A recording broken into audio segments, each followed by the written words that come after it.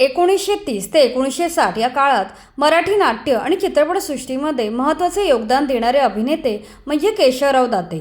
सुरुवातीच्या काळात त्यांनी कीचकवध, प्रेम संन्यास, सत्वपरीक्षा, पुण्यप्रभाव, वृंदावन अशा गाजलेल्या नाटकांमध्ये काम केलं. या नाटकांतील त्यांनी साकारलेली स्त्रीपात्रे विशेष गाजली.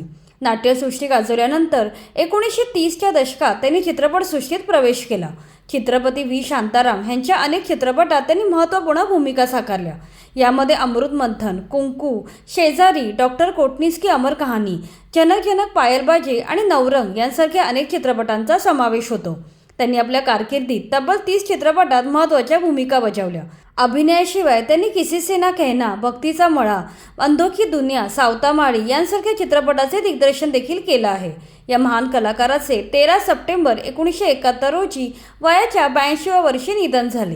त्यांचे निधन झाले असले तरीही आज त्यांचा पंटू त्यांच्या कलेचा वारसा जपत आहे. मराठी चित्रपटसृष्टीतील आघाडीचा अभिनेता क्षितिज दाते हा केशवराव दाते यांचा पंटू आहे. केशवराव दाते हे प्रभात आणि राजकमल स्टुडिओचे प्रमुख नट होते. या स्टुडिओसाठी काम करताना ते आपल्या कोकणातील मूळ गावावरून पुण्याला येऊन राहिले होते आणि पुढे तेथे स्थायिक झाले. आता क्षितिज दातेच्या रूपाने त्यांची तिसरी पिढी कला क्षेत्रात काम करत आहे. क्षितिजचा जन्म आणि बालपण पुण्यातच गेले. कॉलेजच्या काळातच तो एकांकिकामध्ये भाग घेऊ लागला. पुढे धुकं आणि बुद्ध हसला या शॉर्ट फिल्ममधून त्याने अभिनय क्षेत्रात पदार्पण केलं. बनमस्का आणि ती फुलराणी या मालिकेतून तो महाराष्ट्रातील घराघरात पोचला. 2018 साली आलेल्या मुळशी पॅटर्न या सिनेमात त्यांनी साकारलेले गण्या हे पात्र प्रचंड गाजलं होतं. या सिनेमातील त्याच्या भूमिकेचं प्रचंड कौतुक झालं होतं. यानंतर आलेल्या धर्मवीर आणि धर्मवीर 2 या चित्रपटांनी त्याला अभिनेता म्हणून वेगळ्या उंचीवर पोहोचवले.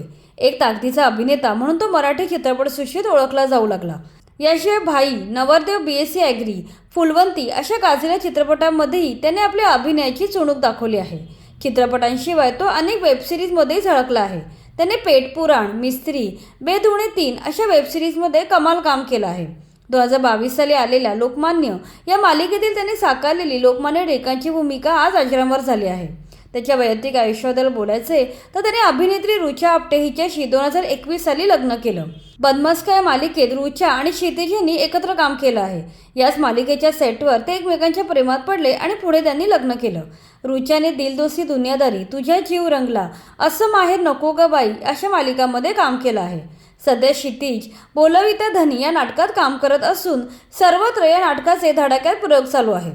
अशा प्रकारे दिग्गज अभिनेते केशवराव दाते यांचा पंटू आणि त्याची बायको कला क्षेत्रात कार्यरत असून आपल्या पंजोबांच्या कलेचा वारसा पुढे चालवत आहेत.